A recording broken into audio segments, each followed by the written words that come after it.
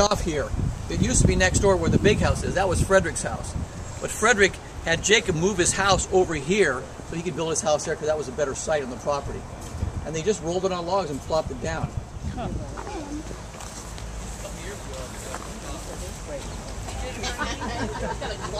What is this? Yeah, that roof is new. Why is this interesting? I don't know. I'm gonna find out. Yeah, the arborist certified that it was over 300 years old. Oh, it's over 3.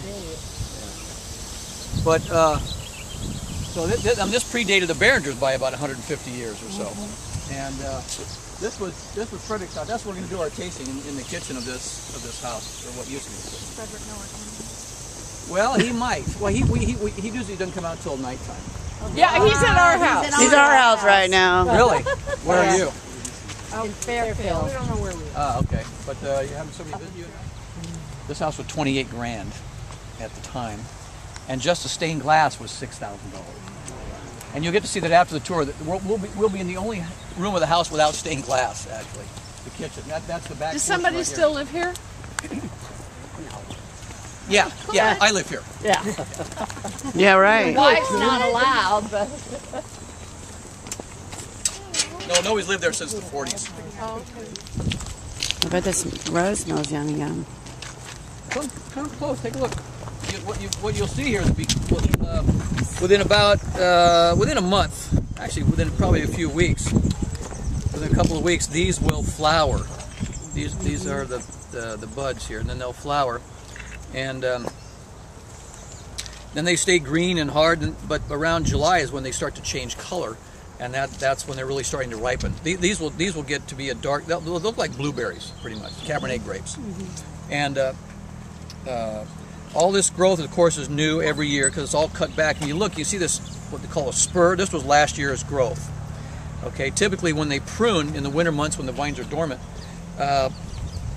they'll cut back to these little, what we call spurs, and they'll leave 2 buds on there. Each bud gives you a new shoot, of course, and then each shoot typically gives you 2 clusters of grapes. So they can really control the amount of fruit on the vine that way. And by controlling the fruit, the big deal about that is you keep the vine in balance. You know, you keep it healthy, and when it's healthy, then you get better fruit. You know, better fruit. How old are these vines? These are 14 years old. And what is the lifetime of them, generally? Over 100 years. Really? Wow. Yeah. But these days, around here, most growers replant somewhere between 25 and 35 years.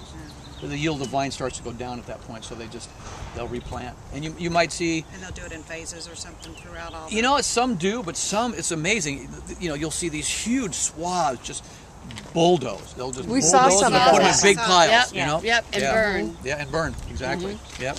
Then they'll replant in the spring, usually, or in the summer, sometimes. So I'm hearing all the birds, you have a problem. It depends on where the vines are. Around here, not such a big deal, although wild turkeys are an issue. But I like that in Missouri, too. Flocks of birds.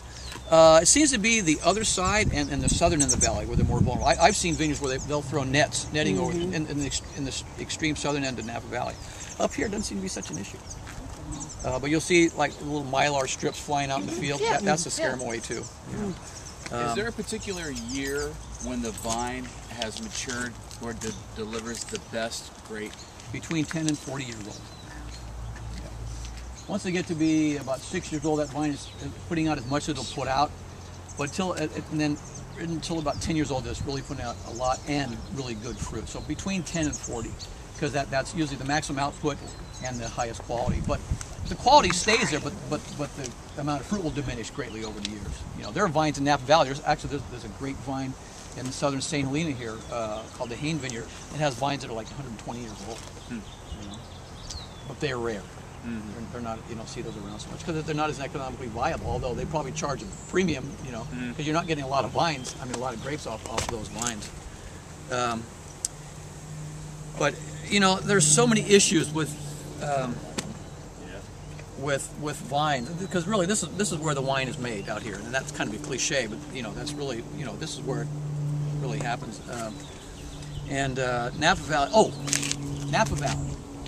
Napa Valley, California produces 80 to 90% of the wine in the United States.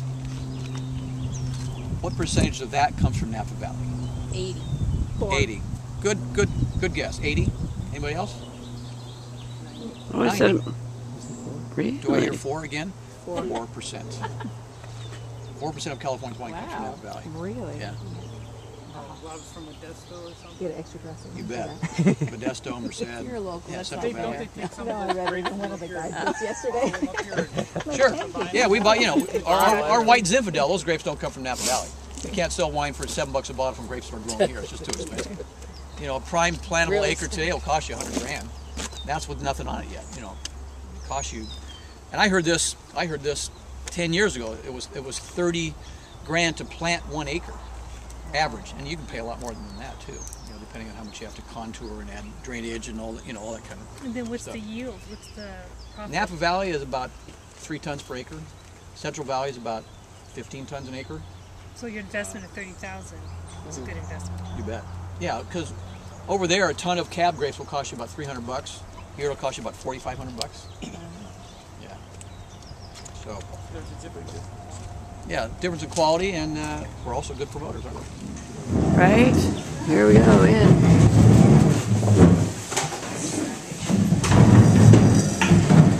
Nice. I'm coming. I'm coming. I want to make sure. This is the one setting that doesn't have anything on the plate, so you probably want to put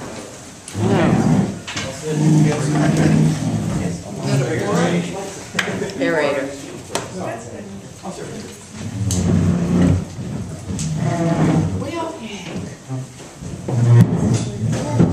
So we're going to try 3 different wines here. 3 different styles of wine too. The first one's Chardonnay. The one I'm pouring right now is our 2008 the Raja Limited Release Chardonnay. This is a killer Chardonnay. It spent about 9 months in brand new French oak barrels. Raja Limited Release. Raja actually is the name of one of our previous wine masters. There's pens. Is this water?